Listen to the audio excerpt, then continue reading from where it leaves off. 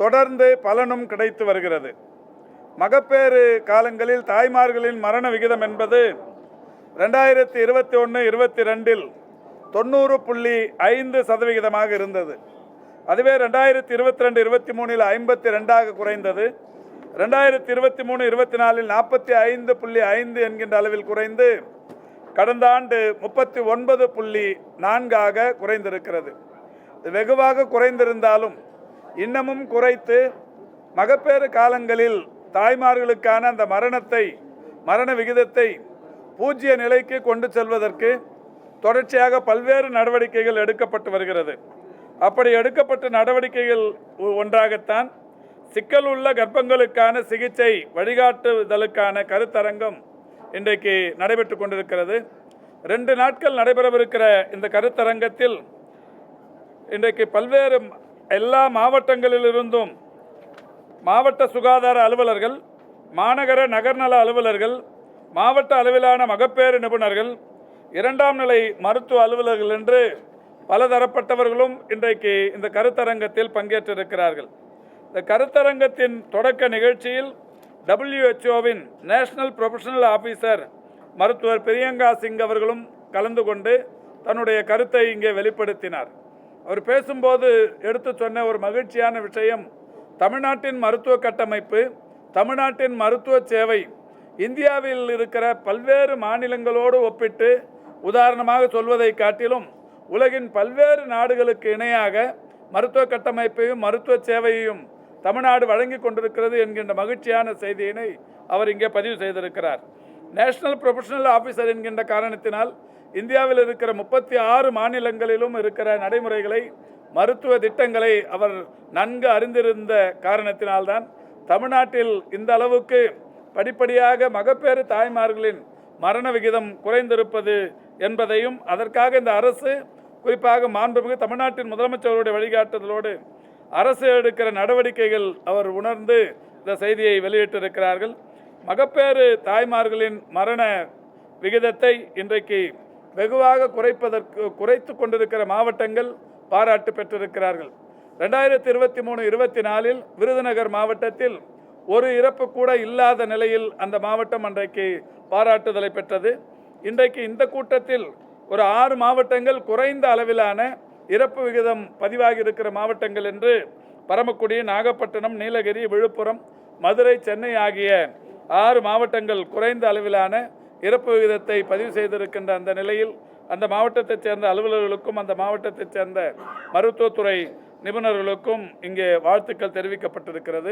எதிர்காலத்தில் எல்லா மாவட்டங்களிலும் இது போன்ற நிலை வர வேண்டும் என்கின்ற வகையிலும் அவர்களிடத்தில் வேண்டுகோள் விடுக்கப்பட்டிருக்கிறது. குழந்தைகளுக்கான மரண விகிதம் என்று எடுத்துக்கொண்டாலும் கூட 2020-21-22 10.4 இருந்தது. 1000 குழந்தை பிறப்புகளுக்கு இறப்பு என்று எடுத்துக்கொண்டால் 10.2 இருந்தது. அதுவே 2023-24 8.2 குறைந்தது. கடந்த ஆண்டு அது 7.7 குறைந்திருக்கிறது. இந்த விகிதத்தையும் குறைப்பதற்குரிய நடவடிக்கைகள் இன்றைக்கு தொடர்ச்சியாக எடுக்கப்பட்டு வருகிறது. அந்த வகையில்தான் இந்த கூட்டம் இன்றைக்கு பெரிய அளவில் மற்றவர்களுக்கு உபயோகமாக இருக்கும் என்றும் சொல்லப்பட்டிருக்கிறது. பொதுவாக இந்த மாண்புமிகு தமிழ்நாட்டின் முதலமைச்சருடைய வழிகாட்டுதலோடு கடந்த 4 ஆண்டுகளுக்கு முன்னாலேயே ஆரம்ப சுகாதார நிலையங்கள் மற்றும் துணை சுகாதார நிலையங்களில் கர்ப்பிணி தாய்மார்களுக்கு பிரசவ காலங்களுக்கு முன்னால் யோகா பயிற்சி, மூச்சு பயிற்சி போன்ற அவர்களுக்கு சுகப்பிரசவங்களுக்கு வழிவகுக்கிற பயிற்சிகளை பயிற்றுனர்கள் கொண்டு தருவது என்று முடிவெடுத்து அந்த வகையில் எல்லா மருத்துவமனைகளிலும் அந்த பயிற்சிகள் வழங்கப்பட்டது. தற்போது அது ஒரு 4000 மருத்துவ கட்டமைப்புகளில் பயிற்றுனர்களின் மூலமும் பயிற்றுனர்களின் வாயிலாக பயின்றவர்களின் மூலமும் இந்த பயிற்சிகள் வழங்கப்பட்டு கொண்டிருக்கிறது. தமிழகத்தை பொறுத்தவரை 8713 துணை சுகாதார நிலையங்களும் 2286 ஆரம்ப சுகாதார நிலையங்கள் மற்றும் நகர்ப்புற ஆரம்ப சுகாதார நிலையங்களும் இருக்கிறது. ஒரு மகளிர் கூட பிரசவத்திற்கு வருபவர்களுக்கு அந்த பயிற்சி விடுபட்டு விடாமல் ஒருவர் கூட சுகப்பிரசவம் என்கின்ற அந்த நிலையிலிருந்து மாறாமல் இருப்பதற்கு இந்த பயிற்சிகள் முழுமையாக தரப்பட வேண்டும் என்கின்ற வகையில் இந்த கருத்தரங்கத்தில் அந்த கருத்துருவும் பேசப்பட்டிருக்கிறது. நிச்சயம் எதிர்காலத்தில் இது முழுமையாக குறைந்து இந்தியாவுக்கு மட்டுமல்ல உலக அளவில் ஒரு வழிகாட்டும் மாநிலமாக தமிழ்நாடு மகப்பேறு தாய்மார்களின் மரண விகிதத்திலும் குழந்தைகள் பிறப்பின் போது மரண விகிதத்திலுமாக இந்த சதவிகிதம் படிப்படியாக குறையும் என்று எதிர்பார்க்கப்படுகிறது.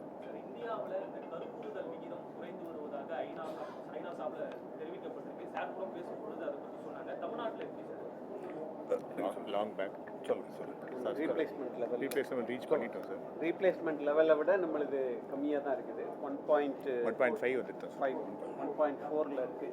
நம்ம ரீப்ளேஸ்மெண்ட் லெவல்னா 2.1, நம்ம 1.4ல் இருக்கு. கொரோனா உங்களுக்கு தெரியும், இப்போ கடந்த ஒரு மாத காலமாகவே அது பரபரப்பாக பேசப்பட்டு வருகிற ஒரு செய்தியாக இருக்கிறது. ஏற்கனவே நம்முடைய தமிழ்நாட்டிலிருந்து ஒரு 19 மாதிரிகள் புனேவில் இருக்கிற அந்த வைராலஜி டிபார்ட்மெண்ட்டுக்கு அனுப்பி பரிசோதனை செய்யப்பட்டதில் ஒமிக்ரானின் ஒரு வகை என்று அது கண்டறியப்பட்டது. அந்த வகையிலான கொரோனா என்பது வீரியமற்றது, பெரிய அளவில் உயிர் பாதிப்பை ஏற்படுத்தக்கூடியது இல்லை என்கின்ற வகையிலான உண்மைகள் தெரிய வந்து அது அறிவியல் பூர்வமாக தெரிய வந்திருக்கிற காரணத்தினால் நாம் இப்போது எல்லா இடங்களிலும், நேற்றைக்கு கூட நான் புதுக்கோட்டை, கரூர் போன்ற மாவட்டங்களில் நடைபெற்ற நிகழ்ச்சிகளில் பத்திரிகையாளர் சந்திப்பில் இதை தெளிவுபடுத்தி இருக்கிறேன். தொடர்ந்து சென்னையிலும் கூட பல்வேறு நிகழ்வுகளின் மூலம் தெளிவுபடுத்தப்பட்டிருக்கிறது. கொரோனா குறித்தான அந்த பயம், பதட்டம் பெரிய அளவில் கொள்ள வேண்டியதில்லை. அதே நேரத்தில் வயது முதிர்ந்தவர்கள், நோய் எதிர்ப்பு சக்தி குறைவாக இருப்பவர்கள், கர்ப்பிணி தாய்மார்கள், இணை நோய் பாதிப்புள்ளவர்கள் பொது இடங்களில் கூடும்போது முகக்கவசம் அணிந்து கொள்வது என்பது அவசியம் என்று அறிவுறுத்தப்பட்டிருக்கிறது. நல்லது என்றும் சொல்லப்பட்டிருக்கிறது. அந்த வகையில் இன்றைக்கு பலரும் கூட, குறிப்பாக நோய் எதிர்ப்பு சக்தி குறைவாக இருப்பவர்கள், இணை நோய் பாதிப்புள்ளவர்கள், கர்ப்பிணி தாய்மார்கள், வயது முதிர்ந்தவர்கள் பொது நிகழ்ச்சிகளுக்கு செல்லுகிற போது முகக்கவசங்களை அணிந்து செல்வதும், அடிக்கடி கைகளை சோப்பு போட்டு கழுவிக்கொள்வதும், தனிமனித இடைவெளியை கடைபிடிப்பதும் அவர்களுக்கு நல்லது என்று சொல்லப்பட்டிருக்கிறது. அது மட்டும் இல்லை, இப்போ தமிழ்நாட்டை பொறுத்தவரை மிகப்பெரிய அளவிலான நோய் பாதிப்புகளோடு தனியார் மருத்துவமனைகளுக்கு போகிற போதும் கூட கடைசி நேரத்தில் அவர்கள் இந்த பரிசோதனைகளை மேற்கொள்ளுகிறார்கள். அப்படி மேற்கொள்ளப்படுகிற பரிசோதனைகளில் ஒன்றாக கொரோனா பரிசோதனையை மேற்கொள்ளுகிறார்கள். அந்த கொரோனா பரிசோதனைகள் மேற்கொள்ளுகிற போது நான் ஏற்கனவே சொன்ன இந்த இணை நோய் பாதிப்புள்ளவர்கள், கர்ப்பிணி தாய்மார்கள், வயது முதிர்ந்தவர்கள், நோய் எதிர்ப்பு சக்தி குறைவாக இருக்கிறவர்களுக்கு இந்த கொரோனா தொற்று இருப்பதென்பது கண்டறியப்படுகிறது. அதை கண்டறியப்படுகிற அந்த ஒரு நாளும் எவ்வளவு பேர் அந்த பாதிப்புக்குள்ளாகிறார்கள் என்பது துறையின் சார்பில் டிபிஹெச் அவர்களின் மூலம் ஒவ்வொரு மாவட்ட நல அலுவலரும் கண்காணித்து கொண்டிருக்கிறார்கள். யாருக்கு இந்த கொரோனா பாதிப்பு வந்தது, பாதிப்புக்குள்ளானவர் தற்போது எந்த நிலையில் இருக்கிறார், ஒரு 3-4 நாட்கள் சிறிய அளவிலான இந்த உடல்நல குறைபாடுகள், குறிப்பாக இந்த இருமல், சளி, காய்ச்சல், தொண்டை வலி போன்ற பாதிப்புகளோடு இருப்பவர்கள் அடுத்து 4-5 நாட்களுக்குள் சகஜ நிலைக்கு திரும்பி விடுகிறார்கள். அதை தொடர்ந்து கண்காணித்து கொண்டிருக்கிறார்கள். இதோடு மட்டுமல்ல, மற்றவர்களுக்கும் கூட அறிவுறுத்தியது என்பது, நீண்ட நாள் காய்ச்சல் பாதிப்புகளோடு இருப்பவர்கள், நீண்ட நாள் சளி, தொண்டை இருமல் போன்ற அந்த பாதிப்புகளோடு இருப்பவர்கள் அக்கம் பக்கத்தில் இருக்கிற அரசு மருத்துவமனைகளுக்கு மருத்துவர்களினுடைய உதவி நாடி சிகிச்சை பெற வேண்டும் என்று சொல்லியிருக்கிறோம். இது எல்லா மாவட்டங்களிலும் இந்த அறிவுறுத்தல் சொல்லப்பட்டிருக்கிறது. இன்னொரு கூடுதல் மகிழ்ச்சி ஒன்று, தமிழ்நாட்டில் 2020 இந்த கொரோனா பேரிடர் உச்சத்தில் வந்தபோது ஒரு நோய் எதிர்ப்பு சக்தி மக்களிடத்தில் எந்த அளவுக்கான சதவிகிதத்தில் இருக்கிறது என்று ஒரு கணக்கெடுப்பு நடத்தப்பட்டது. அந்த மாதிரிகள் எடுத்து சர்வே பண்ணாங்க. அந்த மாதிரி பண்ணதில் 32 விழுக்காடு இந்த நோய் எதிர்ப்பு சக்தி மக்களிடத்தில் காணப்பட்டது. இது 2020. தொடர்ச்சியாக 2021 எடுத்தபோது அந்த நோய் எதிர்ப்பு சக்தி என்பது ஒரு 29% அளவுக்கு மட்டுமே இருந்தது. அதுக்கப்புறமா நீங்கள் பார்த்தீங்கன்னா, இந்த நம்ம தடுப்பூசி போட்டது, இந்த மாதிரி பல்வேறு விஷயங்கள், இந்த மைல்டான கொரோனா தாக்கி அதனால் அவங்க உடலில் நோய் எதிர்ப்பு சக்தி தானாகவே உயர்ந்து, அதை தவிர்த்து உடற்பயிற்சி, நடைப்பயிற்சி போன்ற பல்வேறு நிலைகளை மேற்கொண்டதன் விளைவு, உணவு பழக்க வழக்கங்களில் அவர்கள் ஏற்படுத்தி கொண்ட மாற்றங்களின் விளைவு, அது படிப்படியாக உயர்ந்து ஒரு 70 விழுக்காடு வரைக்கும் இந்த நோய் எதிர்ப்பு சக்தி இருப்பதென்பது கண்டறியப்பட்டது. 2021 பல்வேறு கட்டங்களாக இந்த நோய் எதிர்ப்பு சக்திக்கான அந்த ஆய்வுகள் மேற்கொள்ளப்பட்டது. 4 கட்டங்களாக மேற்கொள்ளப்பட்டு 2021 இறுதியில் 87 விழுக்காடு மக்களுக்கு, அதாவது அந்த கோவிட் தொற்றிலிருந்து நோய் எதிர்ப்பு சக்தி பெற்றிருக்கிறார்கள் என்கின்ற அந்த உண்மைகள் கண்டறியப்பட்டது. இந்த நிலையில் இப்போ வயது மூத்தவர்களுக்கென்று ஒரு பல்வேறு வகைகளில் அவர்களுக்கு இருக்கிற இந்த நோய் பாதிப்புகள், அவர்களுக்கான இந்த நோய் பாதிப்புகளுக்குரிய தீவிரத்தன்மை இது எந்த அளவுக்கு இருக்குங்கிறத கண்டுபிடிக்கிறதுக்கான பல்வேறு அந்த பரிசோதனைகள் மேற்கொள்ளப்பட்டது. அப்படி பரிசோதனை மேற்கொள்ளப்பட்டதில் ஒரு 1214 பேருக்கு அந்த சாம்பிள்ஸ் எடுத்து அதில் பரிசோதித்தாங்க. பலதரப்பட்ட பல்வேறு இடங்களில், ஒரே இடத்திலிருந்து இல்லை, பல இடங்களிலிருந்து ஒரு 1214 வயது மூத்தவர்களிடத்திலிருந்து எடுத்து பெறப்பட்ட மாதிரிகள் பரிசோதனை செய்யப்பட்டது. அந்த பரிசோதனைகளில் ஒரு கட்டமாக இந்த நோய் எதிர்ப்பு சக்தி அவர்களுக்கு எந்த அளவுக்கு இருக்கிறது என்று ஆராய்ந்த போது ஒரு மகிழ்ச்சியான விஷயம், 97% நோய் எதிர்ப்பு சக்தி தமிழ்நாட்டில் இருக்கிறது என்பது இப்பொழுது ஆய்வுகளின் மூலம் கண்டறியப்பட்டிருக்கிறது. எனவே நோய் எதிர்ப்பு சக்தி அதிகரித்திருக்கிற நிலையில் இது மாதிரியான ஒரு வீரியமற்ற கொரோனா அந்த வைரஸ் பாதிப்புகள் என்பது பெரிய அளவிலே இருக்காது. என்றாலும் கூட நோய் பாதிப்பு வராது, கொரோனா தாக்கம் இருக்கவே இருக்காது என்று நாங்கள் சொல்லவில்லை. நான் ஏற்கனவே சொன்னேன், இந்த இணை நோய் உள்ளவர்கள், கர்ப்பிணி தாய்மார்கள், நோய் எதிர்ப்பு சக்தி குறைவாக இருப்பவர்கள், வயது மூத்தவர்கள் பொது இடங்களுக்கு போகிற போது எச்சரிக்கையாக இருப்பது என்பது நல்லது.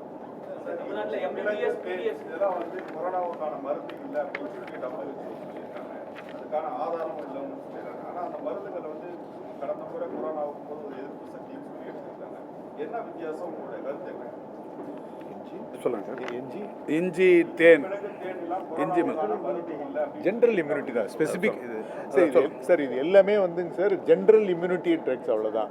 கெமிக்கல் காம்போசிஷன் கிடையாது, ஜென்ரல் சப்போர்ட்டு. இப்போ வைரஸுக்கு ஸ்பெசிபிக் ட்ரீட்மெண்ட் கிடையாது, இது எல்லாமே ஜென்ரல் சப்போர்ட்டிவ் மெஷர் தான். இது இன்னொரு சப்போர்ட்டிவ் மெஷர், அவ்வளோதான்.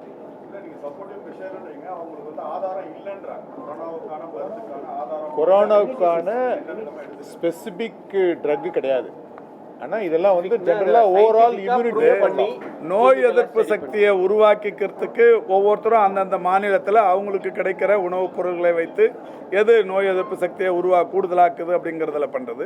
அந்த வகையில் இப்போ தேனாக இருந்தாலும் மிளகாக இருந்தாலும் நம்ம இங்கே நிறைய சாப்பிட்ற இந்த உணவுப் பொருள்களில் நோய் எதிர்ப்பு சக்தி கூடுதலாக இருக்கிறதுக்கான அந்த ஆதாரங்கள் அதிகமாக இருந்ததால் தான் நம்ம எடுத்த சாம்பிளில் 1214 97% பேருக்கு நோய் எதிர்ப்பு சக்தி இருப்பது என்பது கண்டுபிடிக்கப்பட்டிருக்கிறது.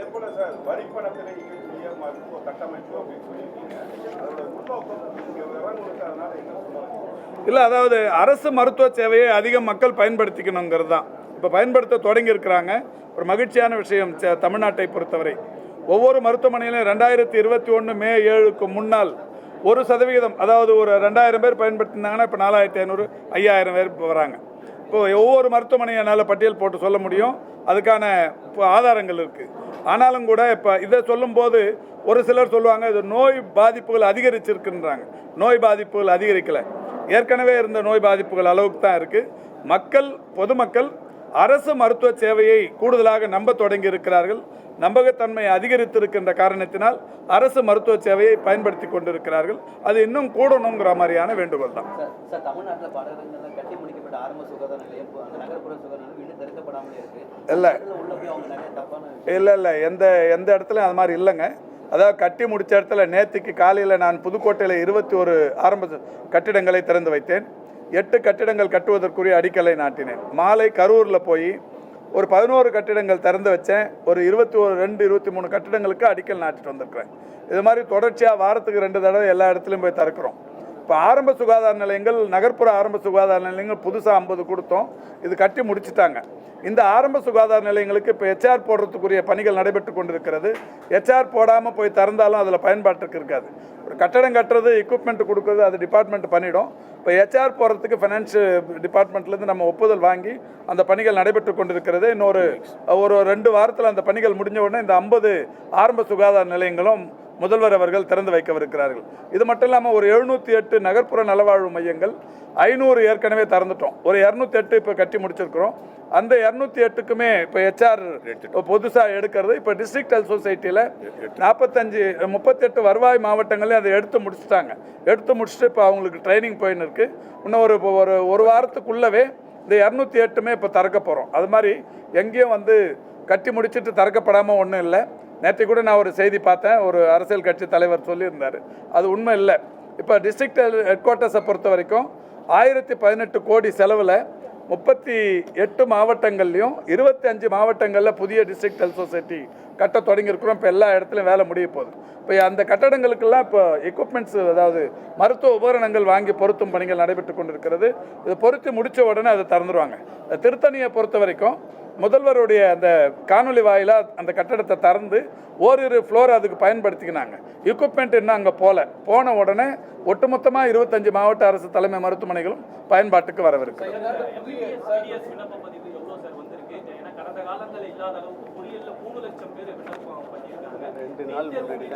இப்போ ஒரு 2-3 நாளுக்கு முன்னாடி தான் ஆரம்பிச்சிருக்கிறோம்.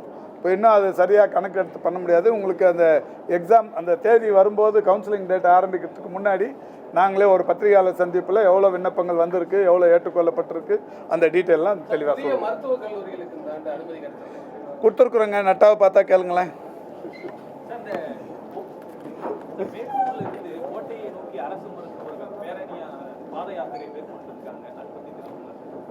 ஒன்றும் தகவல் தெரிலங்க. இப்போ நேற்று கூட எல்லா டிஸ்ட்ரிக்ட்லையும் இருக்கிறோம். முந்தா நாள் போன 4-5 நாள் முன்னாடி சேலத்தில் இருந்தேன். அவங்க இங்கே வந்து கோரிக்கை சொல்கிறதுக்கு பதில் ஏதாவது கோரிக்கை இருந்தால் அங்கேயே சேலத்தில் வந்து சொல்லியிருக்கலாம். ஏதோ ஆசைப்பட்டுருக்குறாங்க, நடந்து வராங்க.